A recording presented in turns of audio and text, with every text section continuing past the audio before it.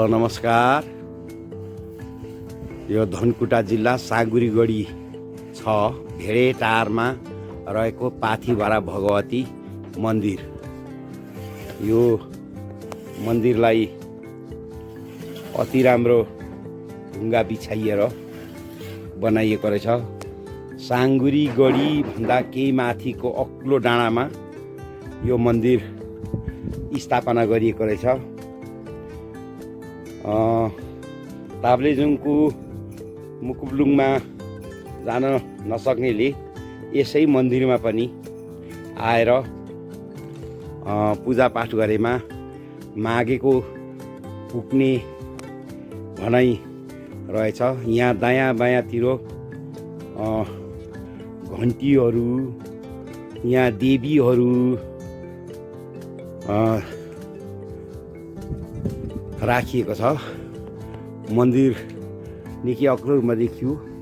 यो परतिर पनि एउटा मन्दिर रहेछ, शिवको मन्दिर अरे यो मन्दिरमा यी गजुरमुखी, फलफुल, गौँडे, साँगुरी, लेउती, जल्पादेवी अनेकौँ भनेर लेखिएका छन्। र यो मन्दिर अग्लो डाँडामा रहेको भेडेटार 4 यहाँ लेखिएको छ। र यो मन्दिरको प्रचार चाहिँ अलिक कमी नै रहेछ। गुरु नमस्कार। यो चाहिँ के को मन्दिर हो? यो चाहिँ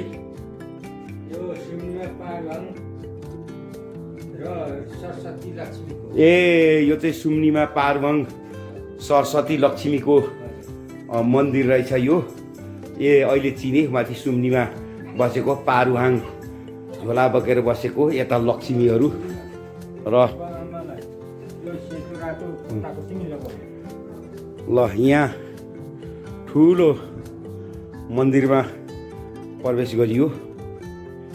यहाँ धेरै धेरै धेरै धेरै घन्टीहरू यहाँ झुन्डाइएको छ। गुरु यो कति सालदेखि बनेको मन्दिर हो? मन्दिर स्थापना 2065-66 मा भयो। हजुर। र माता धेरै पुरानो कहिलेको थाहा छैन। ए माता चाहिँ पहिलेदेखि नै थियो यहाँ? पहिलेदेखि। कसले पत्ता लागेको थियो भनेर? यो खोइ यहाँ कोही धामी झाँक्री बिजुवा ओझा के थियो। ए हजुर हजुर। हजुरको घर चाहिँ कहाँ पर्यो? मेरो धनकुटा उता ख्वाफुक भन्छ। ए हजुरको शुभ नाम? मेरो ऐताबहादुर लिम्बू। ऐताबहादुर लिम्बू यहाँ पुजारी हुनुहुँदो रहेछ। यहाँ मुख्य माता चाहिँ उयो होला। ए ल यहाँनिर ल अझै राम्रो यहाँ खोजेर हेरौँ। ल यहाँ प्रसाद चाहिँ अलिक मैले पनि थाहा भएको थिइनँ। यो मन्दिर यहाँ छ भनेर भर्खर थाहा भयो।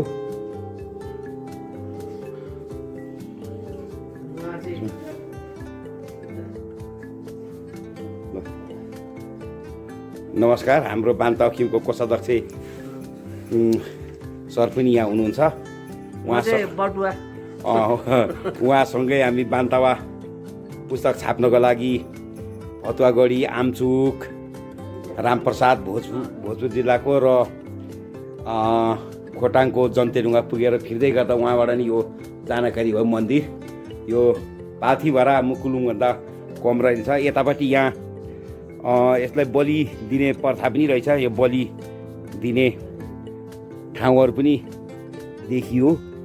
यहाँ बोका, पाठी र अन्य काट्ने ठाउँ भनेर लेखिएको छ। र यहाँ ठुलो यो काट्ने यहाँ यो काट्ने यो पनि देखियो यहाँनिर। यहाँ यसले काट्ने काम हुँदो रहेछ। परेवाहरू पनि रहेछ यहाँनिर। तल हेर्दाखेरि ठुलो छागा रहेको छ।